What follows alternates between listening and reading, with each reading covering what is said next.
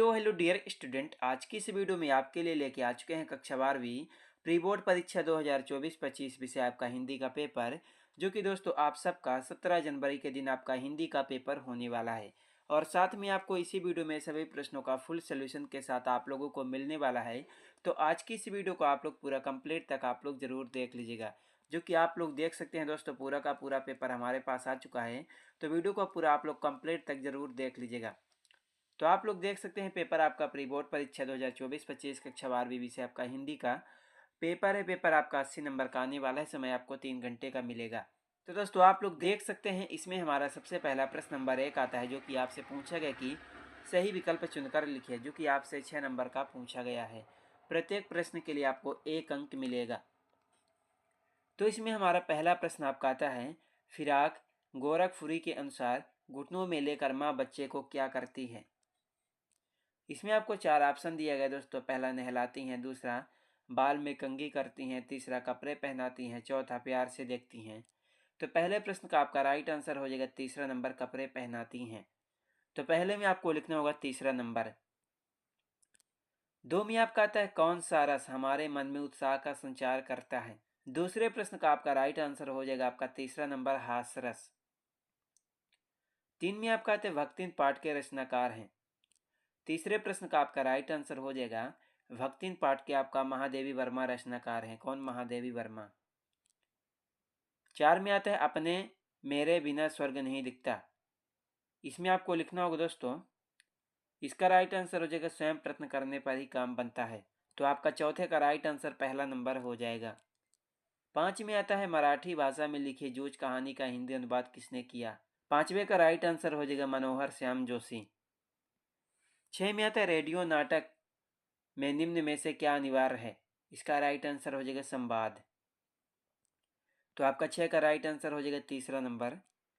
तो उसके बाद आपका आते हैं दोस्तों प्रश्न नंबर 2, जिसमें आपका पूछेगा कि रिक्त स्थानों की पूर्ति करके लिखिए, जो कि आपसे 6 नंबर की पूछी गई है। तो इसमें हमारा पहला प्रश्न आपका आता है, लीपा हुआ चौका अब ही डॉट डॉट पड़ा है।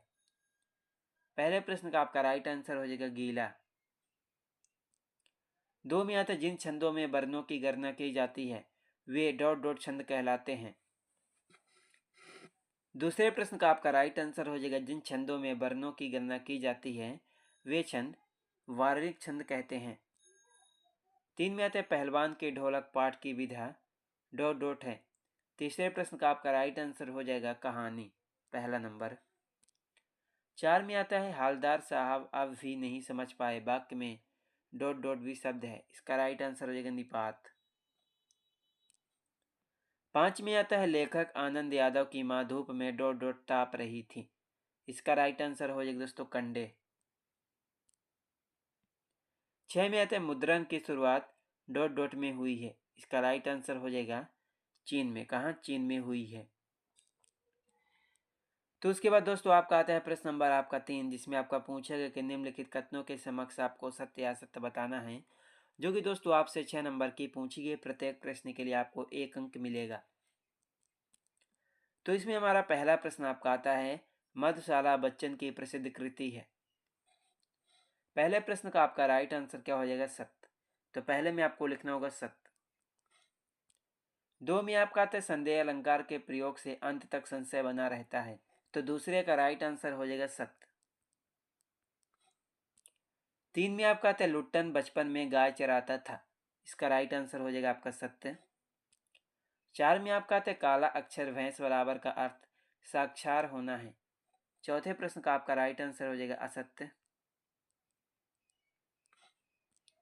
5 में आपका आता है, जूझ कहानी गोदान उपन्यास का अंश है। पांचवे का राइट आंसर हो जाएगा दोस्तों आपका असत्य। 6 में आपका आता है, कहानी का नाट्य रूपांतरण असंभव है। इसमें आपको लिखना होगा असत्य। तो उसके बाद आपका आता है प्रश्न नंबर 4, जिसमें आपका पूछा गया कि सही जोड़ी का मिलान करके लिखिए, जो कि आपसे 7 नंबर की पूछी गई है। तो इसमें हमारा पहला प्रश्न आपका आता है, श्रृंगार काल। पहले प्रश्न का आपका राइट आंसर हो जाएगा रीतकाल। 2 में आपका आता है, बादल राग। दूसरे का राइट आंसर हो जाएगा निराला। 3 में आपका आता है, वर्ण के बोलने में लगा समय। इसका राइट आंसर हो जाएगा मात्रा। 4 में आता है नैहर, इसका राइट आंसर हो जाएगा मायका। 5 में आता है भाव विस्तार, इसका राइट आंसर क्या हो जाएगा पल्लवन। 6 में आता है सबसे ऊंचा चबूतरा, इसका राइट आंसर हो जाएगा बौद्ध स्तूप, पहला नंबर। 7 में आपका आता है कहानी का केंद्रीय बिंदु, इसका क्या राइट आंसर हो जाएगा, इसका हो जाएगा कथानक, 5वां नंबर। तो पहले का राइट आंसर रीतिकाल, दूसरे का राइट आंसर निराला, तीसरे का राइट आंसर मात्रा, चौथे का राइट आंसर मायका, 5वें का पल्लवन, छठे का बौद्ध स्तूप, 7वें का कथानक। तो उसके बाद आपका आता है प्रश्न नंबर 5, जिसमें आपका पूछा गया कि निम्नलिखित प्रश्नों का उत्तर आपको एक शब्द या एक वाक्य में देना है। तो इसमें हमारा पहला प्रश्न आपका आता है, दूरदर्शन वाले कैमरे के सामने बैठे अपाहिज से बार बार प्रश्न क्यों पूछते हैं। पहले का राइट आंसर हो जाएगा दूरदर्शन वाले कैमरे के सामने बैठे अपाहिज से बार बार प्रश्न पूछकर उसे भावुक करना चाहते हैं। 2 में आपका आता है विस्तृत कलेवर वाले काव्य को क्या कहते हैं। दूसरे प्रश्न का आपका राइट आंसर हो जाएगा विस्तृत कलेवर वाले काव्य को महाकाव्य कहा जाता है। क्या, महाकाव्य। 3 में आपका आता है शेर के बच्चे का असल नाम क्या था। इसका राइट आंसर हो जाएगा शेर के बच्चे का असल नाम चांद सिंह था। क्या था, चांद सिंह। 4 में आप कहते हैं अनासक्त का क्या अर्थ है। चौथे प्रश्न का आपका राइट आंसर हो जाएगा अनासक्त का अर्थ है निर्लिप्त, जिसे संसार सुखों से लगाव ना हो। 5 में आप कहते हैं तकनीकी शब्द अंग्रेजी के किस शब्द का हिंदी पर्याय है। 5वें का राइट आंसर हो जाएगा तकनीकी शब्द अंग्रेजी के टेक्निकल, किसका, टेक्निकल शब्द का हिंदी पर्याय है। 6 में आप कहते हैं रोजी रोटी की तलाश में आए यशोधरा पंत को किसने शरण दी। इसका राइट आंसर हो जाएगा रोजी रोटी की तलाश में आए यशोधरा पंत को किस नदा ने शरण दी थी। 7 में आप कहते हैं डेड लाइन किसे कहते हैं। इसका राइट आंसर हो जाएगा समाचारों को कवर करने के लिए समय सीमा को डेड लाइन कहा जाता है। क्या, समाचारों को कवर करने के लिए निर्धारित समय सीमा को ही डेडलाइन कहते हैं। तो दोस्तों आपके प्रश्न नंबर आपके 1 से लेकर के 5 तक के बहुविकल्पी वाले सभी प्रश्न आपके सॉल्व हो चुके हैं। आई होप आप लोगों ने सभी प्रश्नों को याद भी कर लिए होंगे। तो उसके बाद दोस्तों आपका आता है प्रश्न नंबर 6, जिसमें आपका पूछा गया कि कवि हरिवंश राय बच्चन को यह वास्तविक संसार क्यों अच्छा नहीं लगता। 2 नंबर का पूछा गया है। उसके बाद आपका 7 में नई कविता के कोई दो कवि एवं उनकी एक एक रचना का नाम। उसके बाद दोस्तों आपका 8 में आता है ओज गुण का एक उदाहरण दीजिए। उसके बाद 9 में आता है विरोधाभास अलंकार की परिभाषा, एग्जाम्पल सहित। उसके बाद दोस्तों आपका 10 में आता है निबंध किसे कहते हैं। किन्हीं दो निबंधकारों एवं उनके दो दो निबंधों के नाम लिखिए। 11 में लेखक जयनंद कुमार के अनुसार वाजारूपन से क्या तात्पर्य है।